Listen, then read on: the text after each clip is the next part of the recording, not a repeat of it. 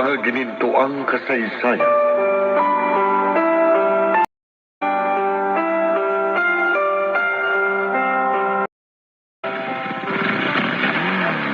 Si Odessa. Ano kaya ang sadya niya sa atin? Hindi nga ako nagkamali. Sinasabi ko na nga ba't dito nga kita matatagpuan? Bakit ka narito? Gusto lang kita makausap. At huwag kang mag-alala. Wala akong balak manggulo. Salamat naman kung gano'n. Sige. Maiiwan ko muna kayo. Carmelita. Kailangan niyo mag-usap. Diyan muna kayo. Saan mo gusto mag-usap tayo? Dito na lang. Hindi naman ako magtatagal eh. Tamang-tama, may upuang kawayan dito sa labas ng bahay nyo. Dito na lang tayo maupo at mag-usap. Sige. Anong pag-uusapan natin? Amado, naniniwala ka ba sa konsensya at sa karma? Bakit? Hindi mo ba nararamdaman yun sa sarili mo? Amado, Ako, nararanasan ko yun. Ngayon, ang karma at ang sumbat ng konsyensya. Pero tinatanggap ko ang lahat, Odessa. Dahil kasalanan ko. Napakalaking kasalanan na hindi ko nakita. Naging bulag ako dahil sa pagiging makasarili ko. Amado. Nakaligtaan ko na pahalagahan ang mga tao sa paligid ko na nagmamahal sa akin, nagwagas at tapat. Yun ay ang pamilya ko, ang mga anak ko, at ang asawa. Pero magsisi man ako. Alam kong huli na. Nakagawa na ako ng mga bagay na mali na pinagsisisihan ko. At alam kong hindi ko na maibabalik pa ang lahat. Binigo ko ang sarili ko na panindigan ng pagiging lalaki at isang ama. Nagsisisi ako ng labis. At dahil sa mga nangyari,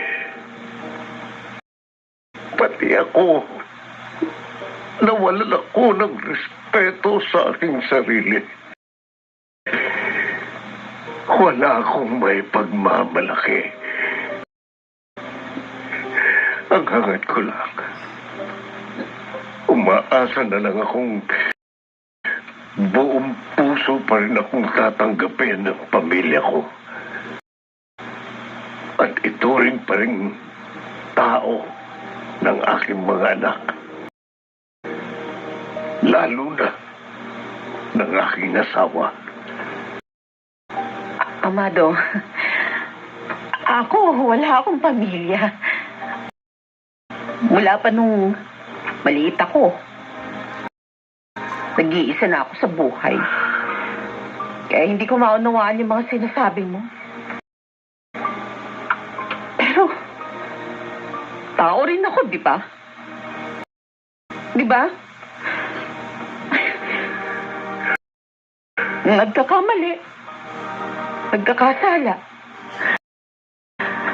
At kailangan ng respeto ng kapwa.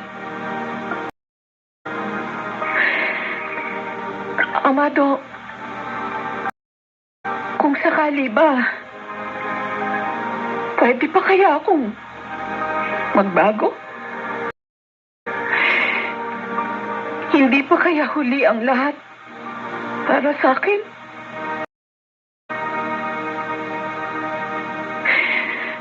Pareho lang tayong nagkasala. At yan din ang tanong ko sa sarili ko. Balot din ang mga katanungan ng isip ko. Sagot din ang hinahanap ko. Dahil alam ko, hindi ako karapat-dapat para sa kanila. Makasalanan akong tao. Sa palagay mo, may tao kayang maaaring makasagot sa mga tanong natin? At sino kaya siya, Amado?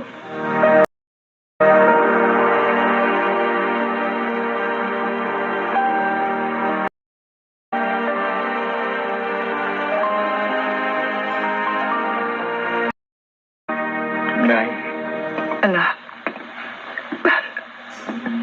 galing kayo sa labas? oo. Bakit ho? Anong, bakit, anak? Nagawa niyong iwan si Itay para kausapin ang babaeng yun? Sa kabila ng mga ginawa niya sa atin, Nay, hindi niyo rin natiis si Itay. Kinausap niya siya, pinatuloy sa bahay natin. Anak, kung pumayag man ako na kinausap ni Odessa ang tatay niyo, hindi nangangahulugan yun na natanggap ko na ang mga ginawa niya sa pamilya natin. At kung ang binabanggit mong hindi ko natiis ay ang iyong Itay, hindi rin yun nangangahulugan na pinatawad ko na ang ginawa niya. Nay, Kung ginawa ko man yun, yun ay hindi para sa aking sarili. ha? Ginawa ko yun para sa inyo ni Juana. Ano ang ibig niyong sabihin? Anak, may tatanong ako sa iyo. At bilang nakatatandang kapatid ni Juana, ikaw ang magpapasya. Tungkol sa ano, Nay? Si Odessa, ang naging babae ng iyong Itay.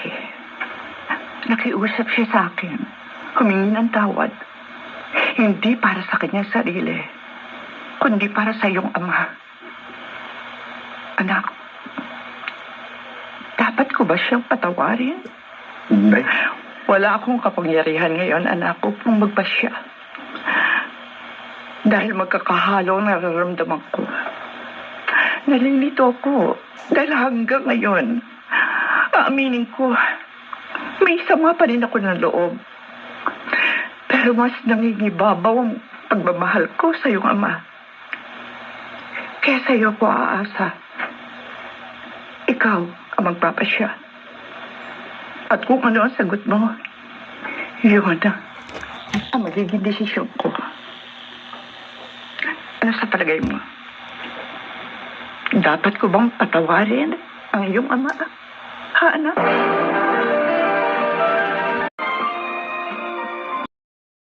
Mga ginintuang kasaysayan.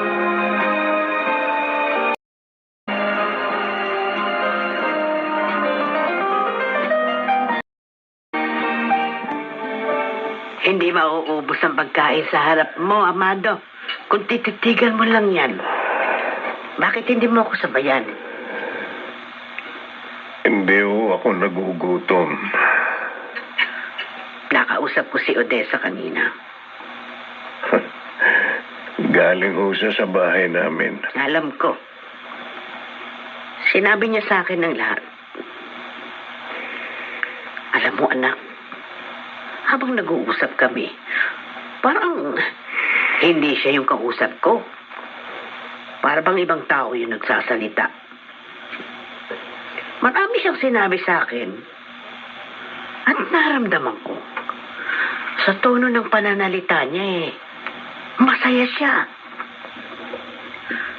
Pagkatapos namin mag-usap, malakita ko, may pumatak na luha sa mga mata niya. At niyakap niya ako. Kasabay ng paghingi ng tawad. Ay, hindi ako makapagsalita dahil hindi ko alam Parang ibang-iba ang pakiramdam ko. Naisip ko yung lahat ng mga nangyari. Naisip ko rin na ako man, marami rin pagkakamali. Kay Carmelita, sa mga apo ko, at higit sa iyo, anak. Dahil hindi maganda yung pagpapalaki ko sa iyo. Naisip ko, masama pala akong ina. At masama akong lola. Nay, Anak, patawarin mo rin ako sa lahat ng pagkakamali at pagkukulang ko sa iyo. Nay, huwag niyong sisihin ang sarili niyo. Para sa akin, hindi kayo nagkasala sa akin. Ako ang may kasalanan dahil ako ang pumili sa buhay na gusto ko. Hindi kayo. Kung ganito man ang nangyari sa akin, sa buhay ng pamilya ko, ako ang mali. Pero anak, Hindi, mahal ko kayo. Kahit kayo pa ang pinakamasamang ina sa buong mundo. Mahal na mahal ko kayo. Dahil alam ko, sa kaibuturan ng puso nyo, mahal na mahal mo rin ako. At sana, maipadama nyo rin yan sa mga anak ko. Itay, Oh, Lola, Joanna. Joanna, apo. Vincent. Tay, kanina pa ba kayo dyan? Opo, Itay. Kasama ko si Kuya. Narinig namin ang lahat. Lola, Oh, Tay, mga apo. Lola, pinasusundo kayo ni Inay? Doon sa bahay. Kayong dalawa ni Itay. Ha? Totoo ba, apo? Ang sinasabi mo? Bakit daw? doon nyo na malalaman sa bahay. Kahit sumama na kayo sa amin. Dahil baka magbago pa ang isip ng inay.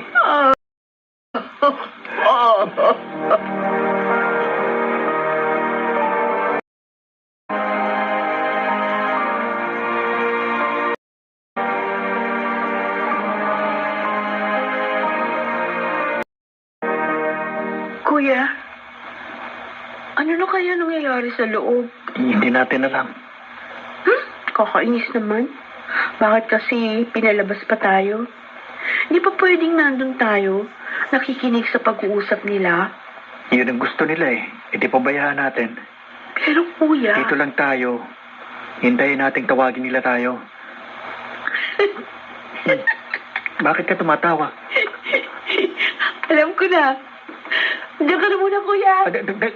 Sandali! Joanna! Joanna! Bah, hindi na ako pinansin ha. Ano kayang naisip nun? Ano binabalak niyang gawin? mga ginintuang kasaysayan.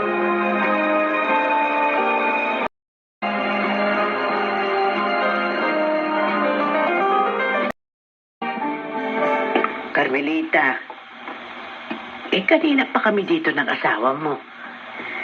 Pero wala ka pang sinasabi. Nakatingin ka lang sa amin. Carmelita, Pinipigilan ko lang ang umiyak.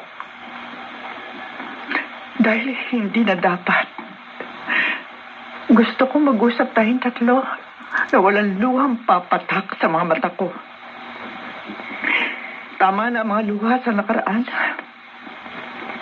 Sawa na ako. Inuulit ko ang paghingi ng tawad sa iyo, Carmelita. Ako rin, Carmelita. Humihingi ako ng tawad sa iyo. Totoo ba sa loob niyo ang mga sinasabi niyo, Amado? Inay? Oo. Alam ko lang mga pagkakamali ko. At pinagsisisihan ko na ang lahat. Ikaw? Ikaw, Amado? Anong ginagawa mo? Bakit ka lumuluhod? Ayoko nang magsalita dahil baka hindi ko makaya. Baka umiyak ako. Ang pagluhod kong ito ay palatandaan ng labis na pagsisisi ko sa aking mga kasalanan at pagkukulang ko sa iyo. Tumayo ka dyan. Huwag ka lumuhod. Dahil hindi ako Diyos para luhuran mo. Carmelita, Sige. Naniniwala na ako. Pinatatawad ko na kayo. Carmelita, asawa ko. At ako, kung may nagawa man akong pagkakamali at pagkukulang sa inyo, patawarin di sana ninyo ako. Wala kang kasalanan, Carmelita. Ako ang nagkamali. Maligaya ako. At pangako, magiging mabuting asawa na ako at ama ng ating mga anak.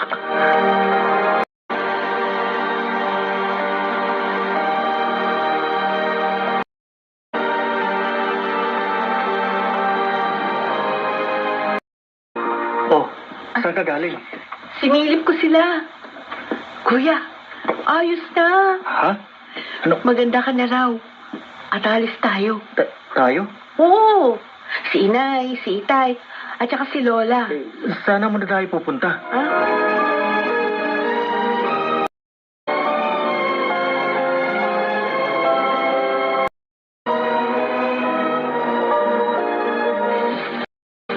O ayan, malinis na ang puntod ng Itay Benito.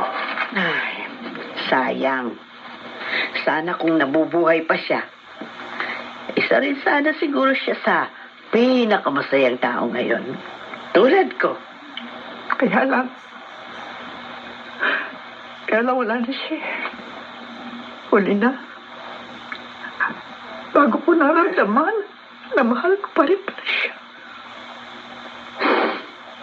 Nakaya ko pa pala siya patawarin sa kabila ng lahat. Pero alam ko, masaya na siya, Carmelita. Dahil natupad ang gusto niya. Nawala man siya at hindi na natin kasama.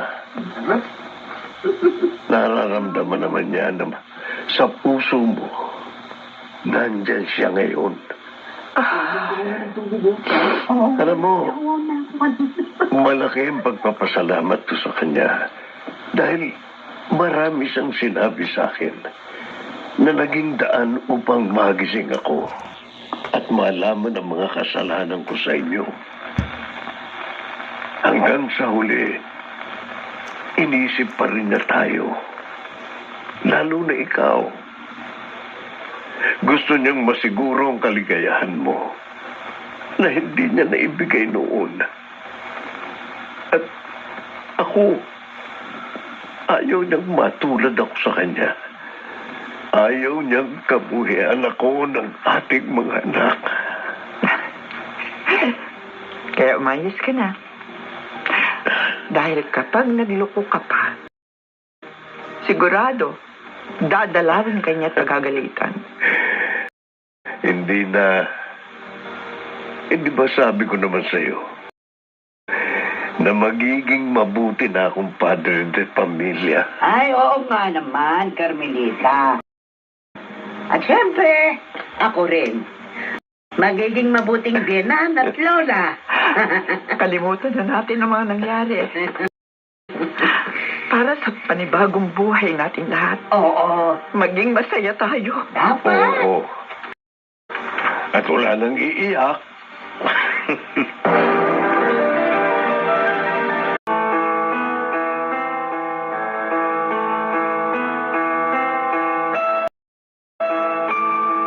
Tunay na ang bawat unos ay may katapat na kaligayahan.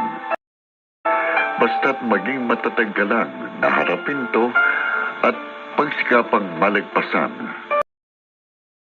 Mga nagsiganap, Lionel Benjamin, Jenaline de la Cruz, James Quaton, Rosana Villegas, Maynard Landicho Jr., Bobby Cruz at Susan Robles sa pangunahing tauhan na Carmelita.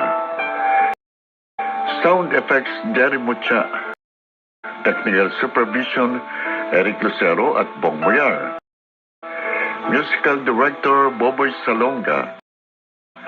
Production assistant Anching Cruz. Ito ay mula sa panulat ni Maynard Landicho Jr. At sa direksyon ng inyong lingkod, Phil Cruz. Mga kaibigan, muli ay inaanyayahan namin kayong pakinggan ang kasaysayan ni Ruby. Kailan ba malalagot ang tanikalang ito? Dito sa ating dulang, mga ginintuang kasaysayan.